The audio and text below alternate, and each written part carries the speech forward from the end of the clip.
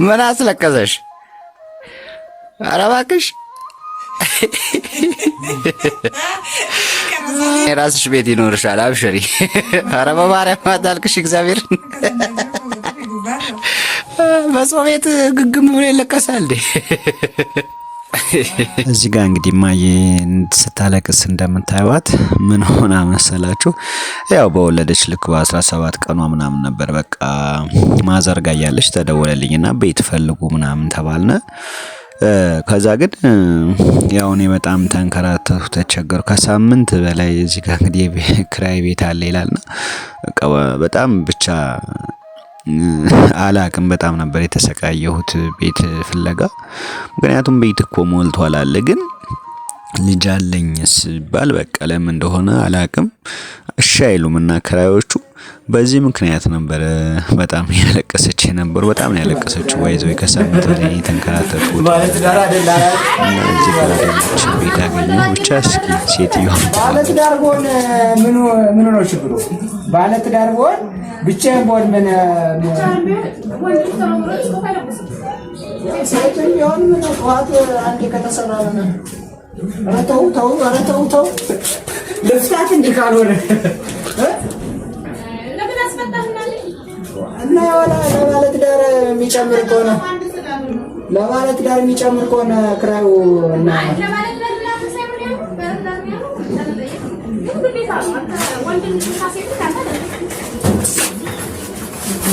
ይሁን እስኪ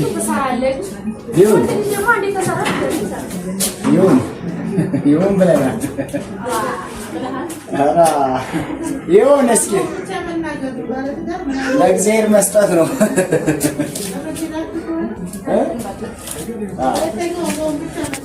እንጂ ማለት ዳር ብቻህን ምናምን ለእግዚአብሔር እንደዚህ ብዬ ሰጥቼው ከሄድኩ ኃጢአት ነው፣ ኃጢአት ይሆንብሻል። ትዳር አይጠየቅም። በቃ አሁን ለምሳሌ ይሄን ያህል ከተባለ ይሄን ያህል ነው እንጂ ማለት ዳር ብቻህን ምናምን እሺ ለማንኛውም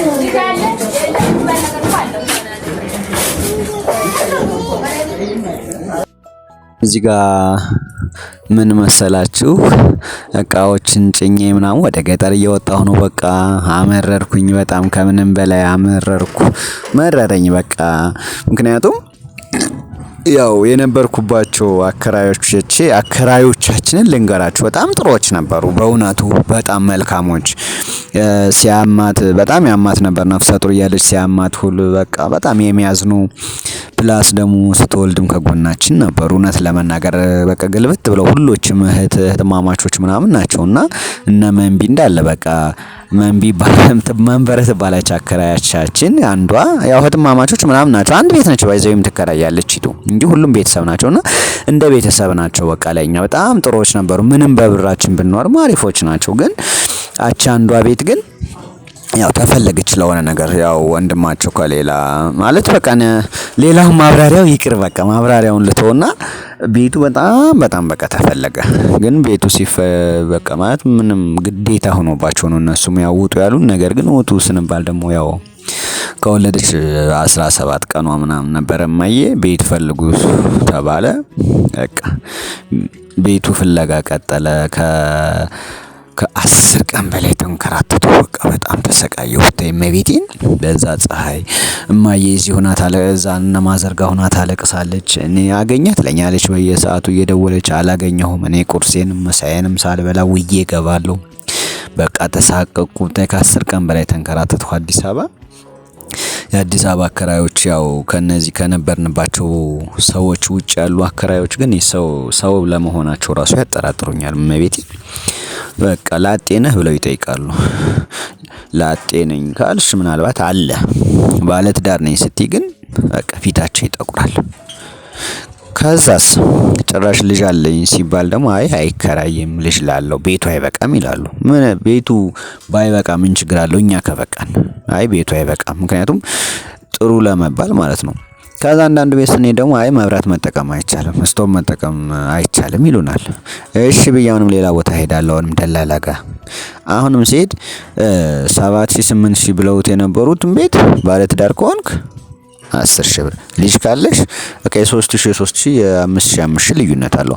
አንዳንድ ቤት ደግሞ አሁንም ስንሄድ የውሃና የመብራት የብቻ 5,000 6,000 ብር ትከፍላላችሁ መብራት ጨምሯል ይላሉ። ከዛ ተሰቃየው ከ10 ቀን በላይ እንዳልኳችሁ ተንጓለልኩ። በጣም ከምንም በላይ ተንጓለልኩ፣ ተሰቃየው። ከዛ በኋላ በቃ ተስፋ ቆረጥኩ። በቃ በአዲስ አበባ አከራይ ተስፋ ቆረጥኩና ያው ወደ ገጠር ለመሄድ ወስኜ እንግዲህ እቃዎችን እንደዚህ ጫንኩኝ። እንግዲህ ፀሐዩን ያው እንደምታዩት ነው። ብቻዬን ጭኜ ብቻዬን አውርጄ እንግዲህ ወደ ደብረ ብርሃን መስመር ምናምን ነው የገባሁትኝ፣ ወደ ሰንዳፋ ማለት ነው። ምናልባት ታውቁታላችሁ። ከዛ እዛም ሄድኩኝ። እዛ ወዲያ ወዲህ ስል ቀኑ ማለፈ። ወደ እንግዲህ ከወለደች 17 ቀኗ ነው በረውጡ ስንባል እዛ ወዲያ ወዲህ በዛ ስንከራተት ቀኑ ክርስትናው ደርሶ ቁጭ አለ። ክርስትናው አይዘው ያው በ21 እንግዲህ ልጄን መርቁልኝ። በዚሁ አጋጣሚ በ21 የማርያም ክርስትናው ነው። በዛውም ያው ጸሎት አድርጉልኝ ልጄ በሰላም እንዲያድግልኝ። ያው ለልጅ የሚከፈል መስዋዕት ነው ይሄ ራሱ። ያው ልጅ ላለው አናከራይም በማለት ነው እንግዲህ ወደ ገጠር የሄድኩትኝ። እንግዲህ ገጠር እየሄድን ነው እንግዲህ እዛም ያው ብቻ ባይዘው በቃ አይኔን ጨፍኜ ኮንዶሚኒየም ልገባ በቃ ኮየፈቼ ሄጄ ነበር። ኮየፈቼ ሴት ደግሞ የ3 ወር 4 ወር ጠየቁኝ ማለት ነው የቤት ኪራይ።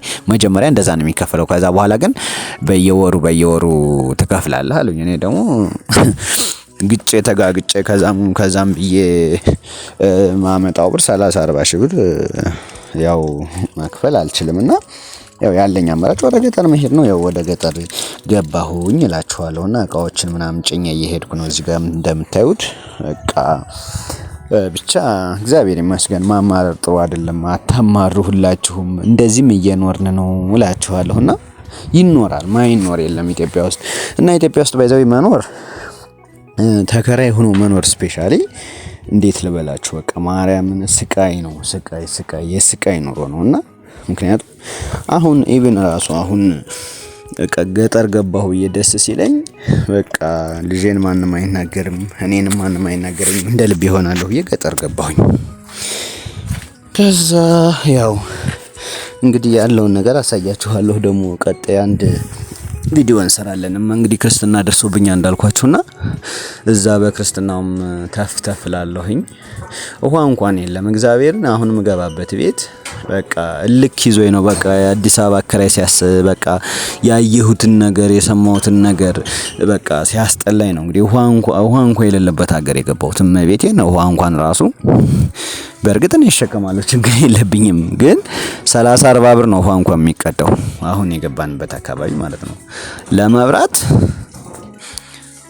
አሁን የገባንበት ቤት ደግሞ የገባሁበት ቤት ላይ ማለት ነው የ3 ወር ክፈል ብሎኝ ምናምን ተፍ ብሎኝ ገባሁ ማለት ነው። ማለት የከፈልንበት የ3 ወር ነው። ከ3 ወር ውጭ አልፈልግም አለን። እሺ ምክንያቱም ያው ከዛ ከአዲስ አበባ ወይ ቀንሳ አዲስ አበባ 10,000-15,000 ብር ነው የ3 ወር የሚሉት። እዚህ ግን የገባንበት ቤት ያው እዚህ ጋር ዕቃ ውርጄ ምናምን በቃ እያወረድኩ ነው። ብቻዬን ነኝ። ረዳቱ አገዘኝ፣ ሹፌሩ ረዳት እና የ3 ወር ከፈልኩ። ያው ልገባ ነው። ነገር ግን ከገባሁ በኋላ እንደገና ደግሞ ሌላ መላ መጣብኝ። ልክ ዕቃው ከወረደ በኋላ ልክ እንደዚህ ካወረድኩ በኋላ ምን ቢለኝ ጥሩ ነው የውሃም የመብራትም እንደገና ብር ትጨምራለህ አለኝ ማለት ነው። ሌላ ወጪ ደግሞ መጀመሪያ ብሩን እስቲ ወስድስታ ምከፍለው የ3 ወር ውሃ በራሱ እንደሚከፍል እና አንዳንዴ እድል የሚባል ነገር አለ መሰለኝ። ማለት አላቅም ምን እንደሆነ ሁሉም ነገር ጠመመብኝ። እመቤቴን ምን እንደሆነ አላቅምና ብቻ አላማረርም። ግን እግዚአብሔር ይመስገን እያማረርኩ አይደለም፣ እንደው ነገሩን ነው። ከዛ ቤቱ እንደዚህ አስተካከልኩት ምናምን በቃ መጨረሻውን ምንጣፍ ገዛሁ ምን አልኩ በቃ መጋረጃውን ምኑንም ለፍቼ ምን ብዬ እንደዚህ በቃ እዚህ አብራ ያለችው የሃና ጓደኛ ነች አግዢ ምናምን ብዬ ጠርቻት ነውና ከሰንዳፋ መጣ። ያው አገዘችኝ። እንደዚህ አስተካከል ነው አነጠፍንበት። የሚነጠፈውንም ነገር ወጪ አውጥቼ ገዛሁ ምን አልኩ። ካስተካከልኩ በኋላ እንግዲህ ባለቤቱ መጣ። እንዳልኳችሁ ያው አምፖል አለች ላይ አንድ አምፖል ውጭ ላይ ደግሞ አንድ አምፖል አለና የሁለቱ አምፖል እንደገና ሌላ 250 ብር ተከፍላለህ ተባልኩ። ሳምንት አልሆነኝ እንኳን ከገባሁ ገና ቤት ውስጥ ማለት ነው። ያው ትላንትና ነው ያስተካከልኩት ባይዘው ይሄን ቪዲዮ የቀረጽኩትና ያው እቃውን ስጭን ምን ስል የነበረው ነገር ነው። ስጭን ሳወርድ ምናምን ነው።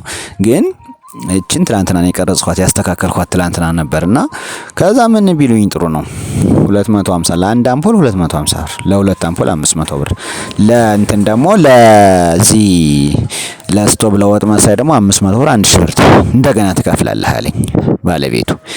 ግን እዚህ ላይ ያው ሚስቴ እንግዲህ እንደምታውቁት አራስ ነች ገና ክርስትና እንኳን ያልተነሳ ልጅ ነው ይዘን ያለ ነው። እንደገና መቼም ሌላ ቤት አንፈልግም ክስ ወይ ምናምን እንዳትዪ የሰው ቤት ነው በሰው ቤት መብታቸው ነው በቃ እንደፈለገ ነው የሚያደርጉት ምን ላድርግ። ከዛስ የመብራት እንደገና 1000 ብር ታመጣለህ አለኝ። እፏ እንግዲህ የለም ቤት ውስጥ ሌላ ቦታ ተሸክሜ ምን ብዬ ነው የማመጣው። ሙሉ ግቢውን አከራይቶኝ የነበረው ተስማምተን ምን ብለን የ3 ወር ከወሰደ በኋላ መጥቶ የሆነች ጎን የሆነች ትንጥዬ ቤት አለች ማለት ቤት ሳትሆን ዝም ብላ ጭቃ ቆርቆሮ በቆርቆሮ የሆነች ቤት አለች። ከዛ ለዚህም ትከፍላለህ እንደገና ሌላ ብር አምጣልኝ ማለት ነው። ከዛ በቃ እንግዲህ ድሌ ነው ምን አይነት እንደለመደችው እንግዲህ እያለቃቀሰች ነበረ። ብቻ አላቅም አንዳንዴ ድል አይጥመምባችሁ እንደው ፈጣሪ እግዚአብሔርን በቃ ቤት ለሌለውም ቤት ይስጥ ነው የምለውና በጣም አዘንኩ ብታይ በጣም መቤቴን በጣም ነው ያዘንኩትኝ። በጣም ይኸው ቤቷችን ነች የሆነች ጭቃ እዛ ዳር ጭቃ የሆነች በር የሌላት አያችኋት አይደል በር የሌላት ቤት ማለት ነው። ልክ ለሷ እንደገና ሌላ ብር ታመጣለህ አለኝ። እኔ ቢያንስ በሯን አሰርቼ ምናምን ወይ 1000 ብር ወይ 500 ብር እንኳን ባከራያት ወይ ደግሞ 1 3 4 ዶሮ እዛ ጋር ቁጭ አድርጌ